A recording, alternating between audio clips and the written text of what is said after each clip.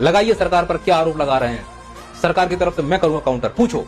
मजा आएगा ना भिड़ो। इलेक्शन कमिश्नर ज्ञानेश कुमार ने 24 जून 2025 को बिहार में एसआईआर का ऐलान किया और इसके एक ही दिन बाद 25 जून को उनके दामाद मनीष बंसल को सहारनपुर का डीएम अपॉइंट कर दिया जाता है। एक ही महीने बाद जुलाई में ज्ञानेश कुमार की बेटी मेधा रूपम को नोएडा का डीएम बना दिया जाता है।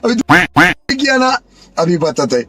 अरे बलगरा गए हो तुम विदेश जाकर, भारत की पूरी संस्कृति भूल गए हो। 2014 के बाद भारत की सभ्यता चेंज हो गई है। कैसा? अब पदों का वितरण अलग हिसाब से होता है। तुम डीएम के लिए रो रहे हो, इस देश में कौन क्या बनता है। यूं समझिए अभी हाल ही में जो बिहार चुनाव हुए हैं, हत्यारों को गृह मंत्रालय दिया गया है,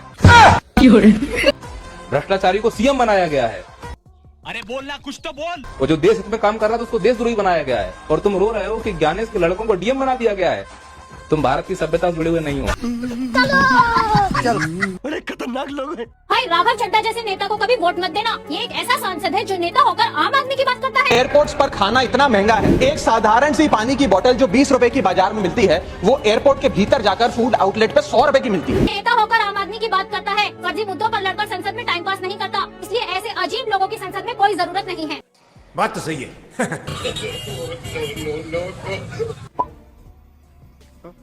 जो कहते हैं कि लेवल सीधे होते हैं, ये देख लो। अबे तू है कौन? तू पकड़ मेरे को जानता। डिस्कवरी, जहाँ जेब्रा क्रॉसिंग बनाई वहाँ क्रॉस करने को कुछ है ही नहीं, और जहाँ क्रॉस करना है वहाँ जेब्रा क्रॉसिंग ही। राधे राधे गुरुजी। हाँ जी। आपको एक सवाल था कि मुझे मन में खटक रहा था कि हम लोग लड़की लोग जब पूजा करते हैं तब शंख नहीं बजाना चाहिए लड़की लोगों को, क्या ये सही है? ऐसा है कि शास्त्रों में जी जो शंख है ना, वो लक्ष्मी जी का भाई है। समझ गया। भाई है जी जी। तो आप क्या हो गई शंख की बहन? तो बहन, तो भाई को काहे बजाना है? लेकिन आपके टोल प्लाजा पे ये वीवीआईपी कल्चर क्यों नहीं बंद होता है? क्यों सारे पॉलिटिशियंस की गाड़ी बिना टोल दिए हुए जाती है? क्यों सारे एमएलए की गाड़ी बिना टोल दिए हुए जाती है? क्यों वीवीआईपीएस को नहीं रोका जाता है? और सारे मतलब उनको प्रिविलेज है, हम सब रुके पैसा दे। उनमें ऐसे कौन से पर लगे हुए हैं सर कि वो नहीं रुकते और पैसे नहीं देते? बताइए तो। Good question. ये तो टोल पॉलिसी बनी बीओटी की, तब इसमें केवल एमएलए एमपी नहीं है, इसमें एम्बुलेंस है, इसमें एम्बुलेंस तो वो तो आप जेन्युइन केस हो तो समझ में, आप मुझे एमएलए एमपी का जवाब दीजिए। हमको नहीं पता। एम्बुलेंस है, बाद में एग्रीकल्चर ट्रैक्टर, हाँ जिसमें एग्रीकल्चर माल पड़ा है, उसको भी नहीं लगता टोल। ठीक है। प्रॉब्लम ये है कि एमएलए एमपी ये बहुत पहले से उनके लिए भी ये सुविधा दी गई है। आप क्यों नहीं बदल रहे इसको? मैं इतनी सारी चीजें बदल रही, इसको भी बदलिए। मैं क्यों बदलूं? मैं आपको बताता हूँ। मैं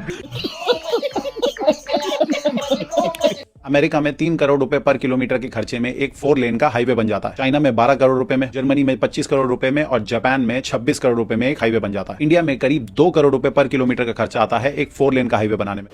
ठीक है। जब द्वारका एक्सप्रेसवे बन रहा था तब इसका प्रपोज खर्चा था 18 करोड़ रुपए पर किलोमीटर, लेकिन जब द्वारका एक्सप्रेसवे तैयार होकर बना तो टोटल खर्चा आया 250 करोड़ रुपए पर किलोमीटर। क्या बात कर रहे हैं? जब ये रिपोर्ट्स बाहर आई तो ये कहा गया कि पहले फ्लैट हाईवे का प्रपोजल था, लेकिन इन्होंने एलिवेटेड हाईवे बनाया। एलिवेटेड हाईवे बनाने के बाद भी 18 करोड़ से सीधा 250 करोड़ रुपए का खर्चा कैसे हो सकता है? जरा सोचो, 250 करोड़ रुपए में 1 किलोमीटर हाईवे बन रहा है और पब्लिक आज भी कांग्रेस को करप्शन के ऊपर गाली दे रही है। सारे मिलके हमको पागल बना रहे हैं। 2036 में जो ओलंपिक होगा वो मेरे हिंदुस्तान की धरती पर हो, इसके लिए हम तैयारी कर रहे हैं। Sita Sahu, special Olympics 2011 Athens में ब्रॉन्ज मेडलिस्ट, आज रोड के किनारे गोलगप्पे और चाट बेच रही है। पराग पाटिल, ट्रिपल जंप में 2 बार गोल्ड और 11 बार सिल्वर मेडलिस्ट, आज कैब ड्राइवर बन के अपना गुजारा कर रहे हैं। Pushpa means para throwball champion, Thailand, Cambodia, Nepal जैसे देशों में इंडिया को रिप्रेजेंट किया और गोल्ड मेडल जीती। आज पता है वो क्या कर रही है? रांची के कटरू फ्लाईओवर के नीचे रोज सुबह 6 बजे से 11 बजे तक सब्जी बेचती है, सिर्फ थोड़े से पैसे कमाने के लिए, जिससे वो अपना जीवन सही कर सके। हरीश कुमार, एशियन गेम में ब्रॉन्ज मेडलिस्ट, आज वो चाय बेच रहे हैं अपने परिवार को संभालने के लिए। Bharat Kumar, world champion in para swimming, इनका एक ही हाथ है। आज पता है ये गाड़ियां धो रहे हैं अपना जीवन चलाने के लिए। मैं सरकार से बस यही कहना चाहूंगा कि अगर आपको ओलंपिक्स होस्ट करना ही है तो उससे पहले हमारे जितने भी एथलीट्स हैं उन्हें अच्छी सुविधाएं दीजिए। ये बड़ी अच्छी बात कही आपने। अब फ्लैशबैक। हिंदू धर्मगुरु हूँ और हिंदू मारे जा रहे हैं, बेटियां मारी जा रही हैं, उनकी अस्मिता लूटी जा रही है, वो बच्चे मारे जा रहे हैं बांग्लादेश में। आप बांग्लादेश के क्रिकेटर को ले आए, आपने अपनी टीम में क्यों रखा? अगर उस पैसे का 1% भी उस जगह चला गया जहाँ इससे एक हिंदू मर गया, क्या केकेआर मैनेजमेंट लिख के देगा कि उसका जिम्मेदार आना? तुम हिंदू मुस्लिम में लगे रहो लाला, उधर मोदी जी और अमित शाह ने बांग्लादेश को 1800 टन डीजल बेच दिया 50 रुपए। किसी को पता नहीं चलेगा। किसको सपोर्ट करते हैं, बीजेपी या कांग्रेस को? देखिए हम बीजेपी को सपोर्ट करते हैं। ठीक है। क्यों बीजेपी को सपोर्ट करते हैं? देखिए बीजेपी जो है ना, मतलब कांग्रेस को तो शर्म आना चाहिए सबसे पहले। वो 70 साल में जो देश को लूट नहीं पाया, बेच नहीं पाया, वो बीजेपी 11 साल में लूट और बेच दोनों एक साथ कर दी। नंबर 1, मीरा भाईंदर फ्लाईओवर बनाने की कॉस्ट 100 करोड़। ये कोई नॉर्मल हाईवे नहीं है, ये इंजीनियरिंग और डिवाइन पावर का बेहतरीन नमूना है। इस पर यदि आप 80 किलोमीटर की स्पीड से गाड़ी चलाते हो तो आपकी सीधी मुलाकात भगवान से हो जाएगी। अरे बोलना कुछ तो बोल। 2024-25 तक उत्तर प्रदेश को $1 ट्रिलियन की इकोनॉमी बनाने का योगी सरकार का लक्ष्य। सीएम योगी ने उद्योग जगत का मांगा सहयोग। हम लोग आदरणीय प्रधानमंत्री जी के विजन के अनुरूप 2027 तक उत्तर प्रदेश की अर्थव्यवस्था को $1 ट्रिलियन की इकोनॉमी और 29 में उत्तर प्रदेश $1 ट्रिलियन की इकोनॉमी भी बनेगा और देश की सबसे बड़ी अर्थव्यवस्था भी बनेगा। मामला क्या है 2024 के लोकसभा चुनाव के बाद? मसला ये है कि छोटी सी बात बता रहा हूँ आपसे, आप जो बैठे हुए हैं, ये जो चैनल स्टार्ट हुए थे सब कांग्रेस ने किए थे। क्या बात कर रहे हैं? मतलब आप लोग ये साबित कर रहे हैं कि जिसने सुई से लेकर और डैम बनाए, ट्रेन बनाई, रनवे बनाए, एयरपोर्ट बनाए, मिल बनाई, फैक्ट्रियां बनाई, वो सब देशद्रोही।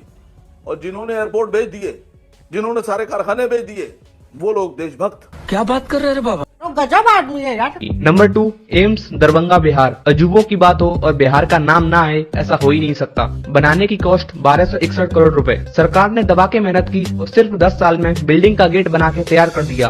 अब अगले 100 साल में बिल्डिंग भी बन जाएगी और इसमें हमारे बच्चे पढ़ने जाएंगे। आप अंदाजा नहीं लगा सकते हमारी सरकार कितनी आगे की सोचती है। जी को तीसरी बार प्रधानमंत्री बनने दीजिए। अगले 6 महीने के अंदर आप देखेंगे कि पाक अधिकृत कश्मीर भी भारत का हिस्सा हुआ है। उठा ले रे देवा, उठा ले रे बाबा।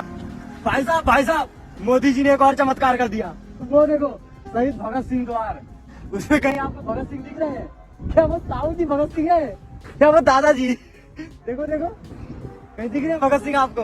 जोर से बोल के लोगों को स्कीमें बता दे।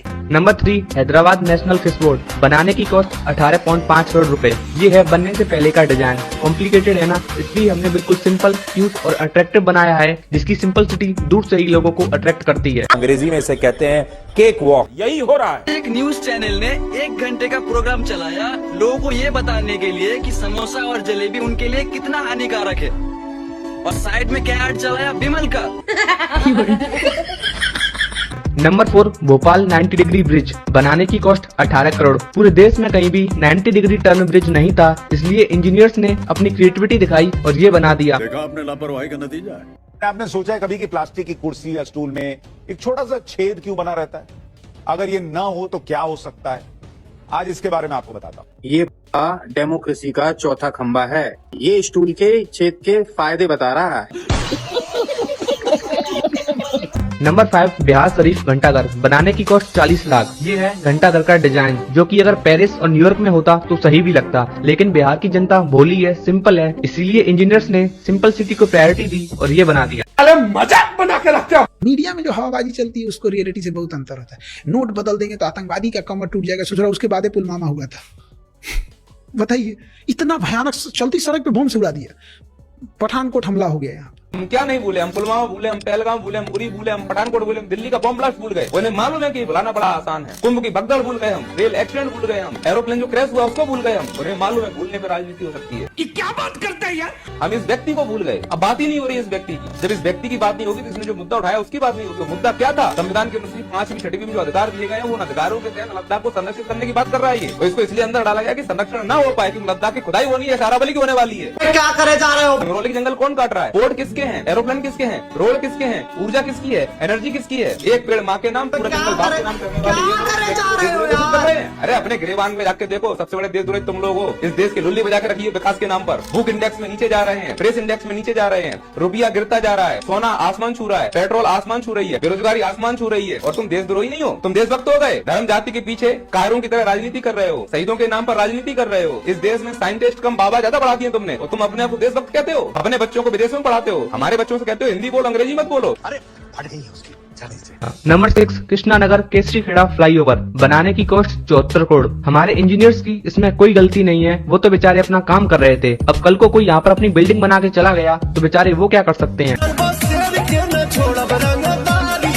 अब जी न्यूज के ऊपर NBDSA ने 1 लाख रुपए का जुर्माना लगाया कि इसने झूठी खबर दिखाई थी और मुस्लिमों के खिलाफ नफरत फैलाई थी।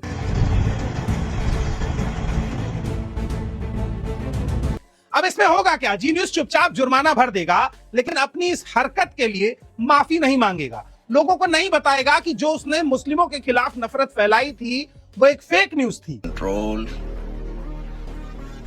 Control. Number 7 Bihar Araria bridge बनाने की कॉस्ट 3 करोड़। बिहार की लेबर बहुत महंगी है इसलिए 3 करोड़ में सिर्फ ब्रिज ही बन पाया है, अभी रोड का बनना बाकी। किसने कहा हम आजाद हो गए? और अगर हो गए तो बताइए क्या बदला?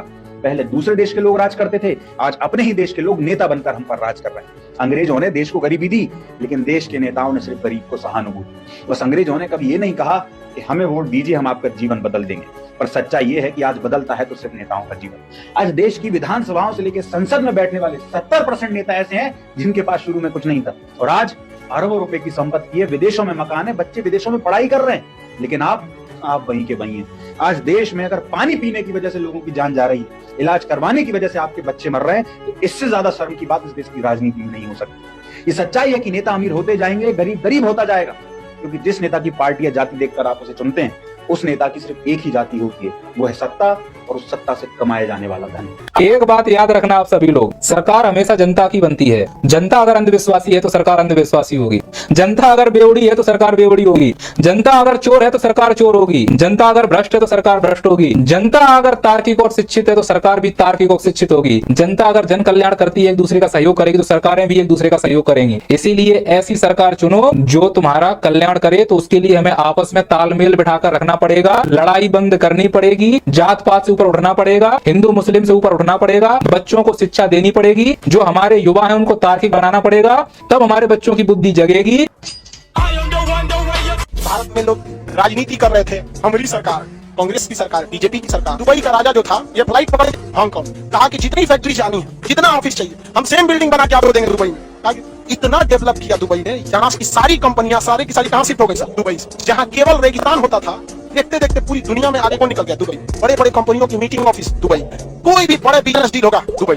इवन भारत में कोई अमेरिका से कोई भी सामान लिए, दुबई एयरपोर्ट पर पहले जहाज उसको क्या करेगा? उतारेगा, उसके बाद दूसरे जहाज से यहाँ लाए। आप बताइए, हम लोग इन्हें अंडमान निकोबार में नहीं बुला सकते थे? दुबई में भी समुद्र का बीच है, किनारा है, यहाँ भी समुद्र है, लेकिन ना हम लोग क्या करेंगे? कांग्रेस बीजेपी। अगर आपको वीडियो पसंद आता है तो लाइक शेयर एंड सब्सक्राइब जरूर करें और इस वीडियो के बारे में आपका क्या ख्याल है नीचे कमेंट बॉक्स में अपना राय जरूर रखें।